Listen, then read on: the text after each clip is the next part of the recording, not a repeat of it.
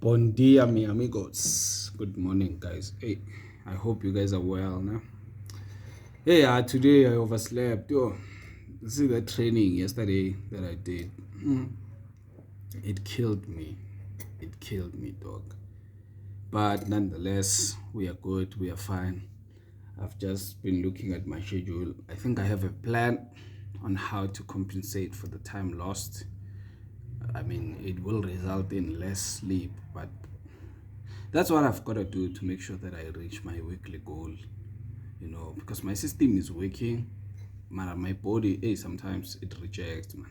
It rejects. But I'll be fine, don't worry. I hope wherever you are, you're well. Anyway, my word of the day, my word of the day is simply this.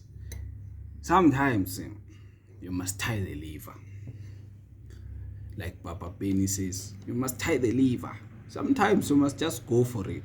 You don't have food, you don't have anything, but you know what you want. Just go for it, dog.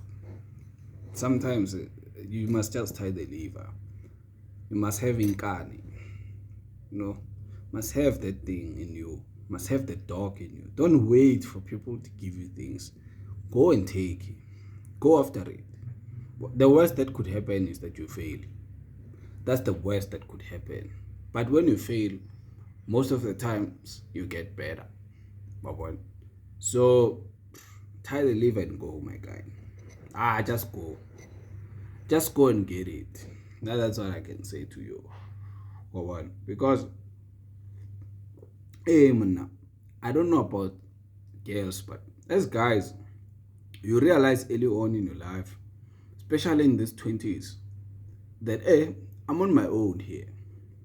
Like I really am on my own. No one is going to save me. Your parents are probably the only people that are willing to always come to your rescue. And when I say parents, I include grandparents as well, right?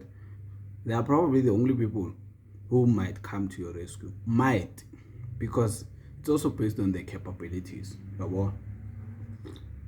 So you must learn to be self-sufficient, And I'm not talking spiritually, because most of the time, spiritually, a lot of us have something to rely on. I rely on God, for example. But if it's not spiritual, which is kind of cliche because everything is kind of spiritual, but I'm just driving a point home here to say that you must learn to be self-sufficient, my dog. If you need to cut down on the amount of food you eat just for you to save more money, do it, my dog. The whole point here is to learn how to take care of yourself and do it consistently. Get out of that frame of mind that you need to impress someone, you need to impress a group of people, you need to impress your hometown. Fuck that shit, dog. Fuck that shit. I said it. Fuck that shit. The most important person to impress in your life is you. That's the person you need to be concerned about. That's the person you need to love the most. That is the person you need to reprimand the most. That is the person you need to discipline the most. So you must have inkani to go and get things that other people won't give you for free, and learn to feed yourself, both literal and figuratively. Learn to feed yourself. When you've gotten hold of a bakery and you know how to make the bread, make the bread, my dog, and shut the hell up. Because people out here are eating bread and they won't tell you how and where it's made. When you are busy trying to act like the Prince of Bel-Air, trying to give everyone the rope, but when you're not full. My dog. We struggled way too much just for us to give it away just like that. There is no way. There is no day in hell or on earth you can just do that. I think one of the most important things from me saying you must have that thing in you to go and get what you want, regardless of the circumstance, regardless of the situation, stems from the fact that I know what it's like to have it all and to not have it all. And I can tell you, people mostly come to you for networking purposes. They don't come to you to genuinely build something with you. Most people, at the first glance of error in your life, they're gone. Any crisis, they're gone. That's why when you eat the bread, you know who to share it with. Don't get into this crass materialism culture of trying to impress everyone, trying to impress baddies and all these things. Yes, we want them, but hey, my dog, keep your bakery private. Well, you see me now, I'm in an era of my life where, hey, my dog, I've lost a lot. And some of the things are my fault. But I've lost, Joe. I've lost a lot. I've lost my privileges. I've lost even my confidence in certain things. I've lost it all. From being on a high horse that I didn't put myself on, but that my hard work put me on. And then boom, I fell. I feel like Paul during that Damascus moment. I know what it feels like to go from having it and to no longer having it as much. It's painful. And guess what? I have little to no one to call. The people who I call, those are the people when I get the bakery to make the bread. I'm going to tell them, gents, mama, papa, Coco, Raholo, here's the bread. Let's eat. Because those are the kind of people who remind me what I'm capable of, even when I have forgotten myself.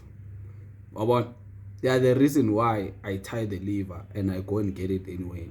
They are the reason why I keep on waking up and studying, even when auditing doesn't make sense mark-wise. They are the reason why I came back to school, even when I had no funding. I didn't know where I was gonna sleep. Those are the people who deserve me to share the bread with them. You understand? So I don't have any interest in impressing any other person besides those people. You understand? So this culture of crass materialism, I call it that because most people do it for the materials. It's nothing that can get a hold of me.